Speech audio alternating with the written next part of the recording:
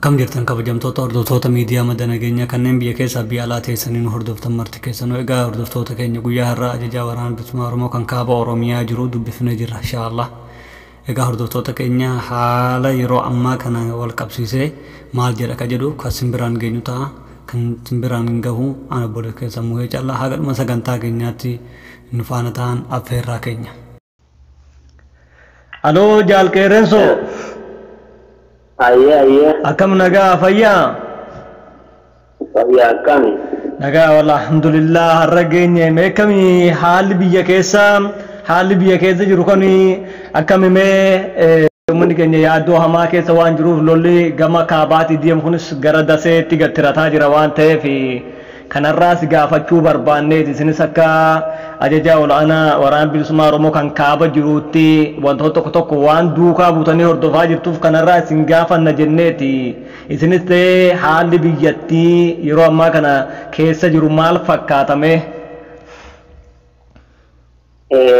Egaa ammaan kana haalli jiru baay'ee ulfaataa fi rakkisaadha.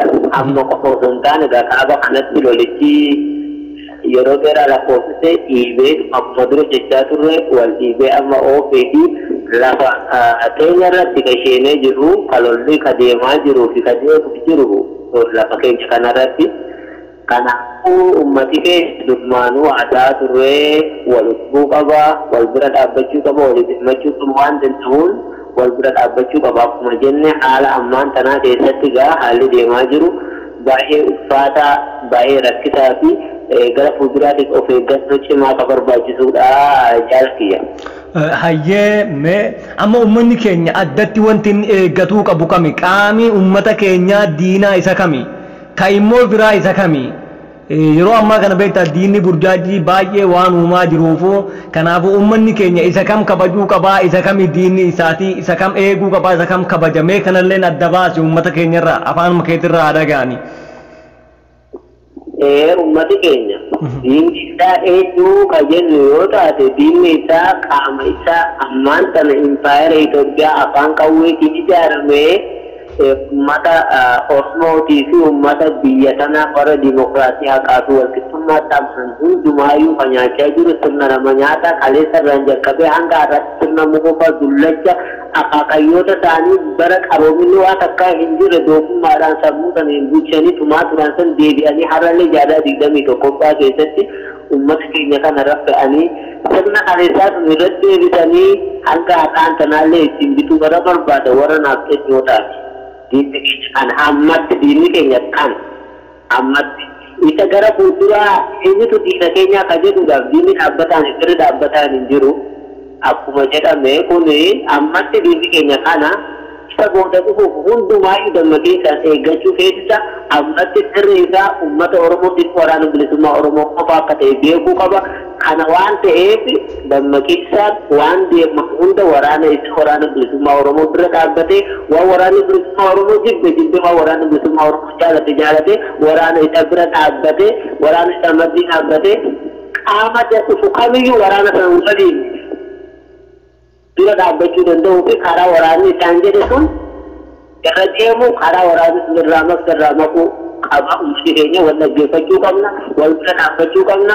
Ammatti diinni keenya diina kaleessa irraa jalqabee hanga har'aatti impaayera kana tiksanii impaayera kana uummata kana fudhachiisuudhaan deemaa turanis fudhachiisaa jiran akka sirni kun hin diigamne waardiyyaa ta'anii wabootani uummata keenyas ta'e uummatoota gara biraa sirna kana morman dura dhaabbachaa jira diina uummata keenyaati jenna. Hayyee mee yeroo amma dubbataa jiranutti gar fuula duraatti niitoorkiin yoo hidhamee haalli nuti dugdatti gatannu yookaan dugdatti gatannu eenyu tahaa jedhanii gaafii hedduu biyya keessaa ka'aa jiran. Niitoorkiin kun yoo hidhamee uummanni keenya meeshaa qofa waan ta'eef meeshaan kun gara itti dhukka'uu akka ammaan dura lolaa oollee galgala manatti galuu osoo hin taane bifa kamiin sossoonee haala kamiin qunnamtii baay'ina ka jedhu namni gaafii hedduu gaafataa jira yaaddoo kee galee. Niitoorkiin kun gara fuula duraatti amma daseef komboolsii akka waan cufame ammas naannaa baatee kana gara baadiyyaa kanaatti cufamaa jira waan ta'eef yoo niitoorkiin kun cufame uummanni keenya maal gochuu qabaa haala kamiin tarkaanfatuu qabaa jettati?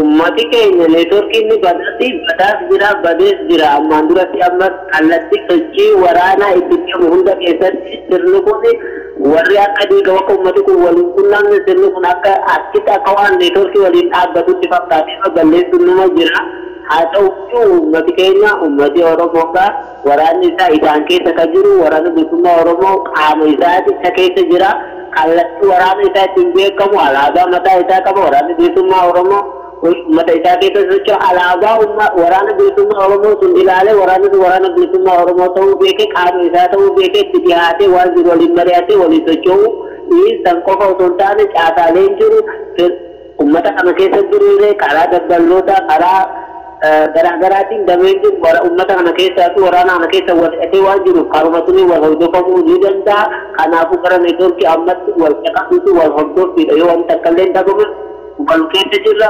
waliin jirra karaa jiru caasaa fi haalota jiru haala aanjaa waraanni kun diriirsee wal qunnamuu danda'uu qabaachuu waraannii fi ummati. Tole jaalqeerran soo galatoome mee isinoo haalli isinirra jirte yeroo ammaa kana gabaasa tokko kan argaa jirutti kallattii hundaan kallattii torban aanaa baatee fi dawwee akkasumallee jiillee dhumuugaatiif lafa kana hidhee jira namoonni ammaan dura yakka dalagaa turtan daba dalagaa turtan diddanii afaan nagaa harka kennadhaadha sanboota kallattiin isin sosootan tokkoyyuu hin jiru waan jedhamu tokko duddiyamaa jira jedhama. Isa kana hoo mee hagam dhugaadha waan kana hoo isinumatu waan kana diriirsee haala kana ummata kanaaf yaamicha godhaa jira.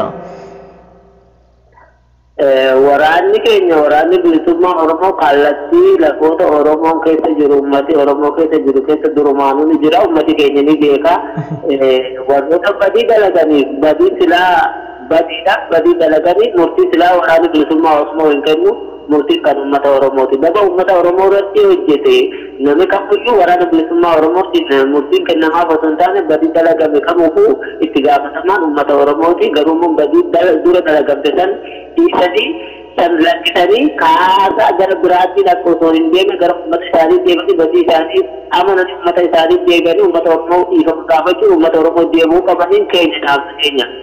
Kana waraana bilisummaa Oromoo ummata Oromoo qajeelchu ummata Oromoo bilisa baasu warroota dogongoranillee dogongora kanarraa deebi'anii gara ummata isaanii deebi'anii dogongora kaleessa hojjetame ummata isaanii dhiifama gaafatanii murtii ummata isaanii itti kennu fudhatanii waan ummata isaanii dhaggeeffachuu qabanii ammatti garuu kaleessa banne jedhanii tortora kaleessaa dhodhoofachuuf jecha ummata Oromoo gara taanitti geessuu dhiibbaa garaagaraa na waliin ta'anii badii balleessa dalaguun kun shira diinaa galmaan ga'uu sirrii miti dhaabsa keenya dhugaadha. Nuti kajechuu barbaannu diinni diina lamatu nurratti wal nyaata haa ta'uuti kaleessallee waan ta'amaa tureen keenya sunnoota barnoota haala dhufaa jiran kanaani warri haala bulchaa jirullee waan nu barjaa jiru ni beekna ummati keenya diinaan marfamee boorata diinaa waan taane jiruuf warri kaleessa qaccee diinaa ta'ee ummata keenya rukutaa ture of ilaaluu qaba haala deddeebi'ee ummata isaa wajjin mari'atee murtii yoo badii dalageefillee ummati isaa itti kenne fudhachuu danda'uu qaba ummata isaa kana dhiifama gaafatee gara badii jala wal baraaruufi wal bira dhaabbannee lubbuu walitti horuu danda'uudha qabnaa jennaan warroota sunniinillee dhaamsi keenya kanuma. Tole dhumarratti haalli waraana naannoo Tigraay aanaa baateetii fi iddoolee garaagaraa keessa sossoohaa jiranii jechuu jiram dhugaadha wanti kun hagamas tarkaanfatanii jiran oggaa agartanis. Waraanni naannoo Tigraay silaa eegumaa yoomiiti gara kaabaa kanarraan jalqabee raayyaa jalqabee garoota warra baabootii fi hedduu keessan qabee duraan deemaa ture amma garuu fiixeen isaa affaar jalaan karaa baateetti tarkaanfachaa jira gubbaadhaan karaa gaseetti fi kombolchaatiin gara garbaan irraa gara wanni qaqqabee jira gara hajaamee kana qaqqabee fiixeen achirratti lolli deemaa ture ammallee deemaa jira. Kana wal qabatee qabeenya keessanii immoo qabeenya keessanii miti kajamu duraanillee wal quba osoo qabaatame bilbilaan immoo wal quba qabaama. Qabeenyaan kan beekamu namni garuu gara lola kana keessatti ummati keenya wanni beekuu qabu lolli kun lola diinarratti lola habashootaati lola nafsanyooti kaneessa irraa jalqabeetti wal nyaachaa turan keessatti murteessaa kan diigu keessatti kan wal lolamaa jiru ummati Oromoo illee kana keessatti fayyadamaa ta'uu qaba. Fayyadamaa yoo ta'e sirna dhaabeenyaa warroota kaleessa minilism bira dhaabbatee lubbuu isa qaalii kennuu osoo hin taane waraana bilisummaa Oromoo dhaggeeffatee karaa inni godhee karaa inni taa'ee waraana isaatii fi ummati isa wal maratee waliin deemuu danda'uu qaba. Qawwee qabatee bira dhaabbachuu hin qabu. Tole asirratti wanni jecha ammas gaafiileen biraa kan ka'aa jiru. Wanni kun lafi warra baabboo haga raayyaa kombolcha haga dasee nurraa fudhatame alaabaan keenya keessa dhaabbatuu qabaa akkuma fedheefuu jedhee gaafii uummanni hedduu gaafachaa jira nu gaafachaa jira. Kana hoo deebii maal qabdaaf haala kamitti yoo sosso'anii haala kamitti yoo deemame kan dhaabbatamuu hin danda'u lafni kun deebifame. Amma waa'ee lafaa dubbachuun dura namni tokko waa'ee lubbuu jiraachuuti. Nama jiraatetu waan gaafii gaafata. Amma sirna kana kaasne saniin booda gaafii uummataa akkamittiin deebii argataa haala yerootti wal mariidhaan gaafii deebii argatuu dhabne. Akka garuu du'aa fi jireenya gidduu jira bakka taa'uu fi ta'uu hin dandeenye keessa jirra. Kana fiixa itti baasne saniin booda lafa keenyaa fi nama keenya akkamittiin deebifannaa haalota jiru akkamittiin mari'anna kajedhu lola keessa baanee xiqqoo teenyee yaaduu nama gaafata. Ammatti garuu haala kun dubbachuu fi jiraachuuf gaafata. Lola kee teenyee waa'ee lafa kan qabannaa lafa kan gadhiisnaa osoo hin taane haala jiru sirna kana sirna nyaataa sana akkamittiin diignaa eega diigneen booda sun yeroo waliin adeemnu ta'a jechuudha. Hayyee jaalqeerransoo waayyuu waboo kaaba Oromiyaa hedduu ulfaadhu maqaa dhaggeeffattoota keenyaatiin hedduu ulfaadhu wanti na hafeere yoo jettee carraasiifan kennaa dabarfadhu. Hayyaan uummata keenya bal'aa wanni dhaamuu barbaadu yeroo ammaa kanatti haalli deemaa jiru keessattuu karaa warra baabu. Egaa dhaggeeffattoota keenya kabajamoo niitoorkiin baasee jira. Kanaaf ulfaadhaadha uummanni keenya sagalee kana yeroo dhageessan biyya keessaa biyya alaatti walii daddabarsaadha waa hedduu sirraa hubatan jennee yaadna. Kanaaf nulleen ariitiidhaan yoo dogongorreedhaan hoffolchaasanii jenna. Kanaaf waan waliin turtaniif galatoomaa kan qopheessee simbiraan gahaa ture ana obboleessa keessan Muhee Callaa.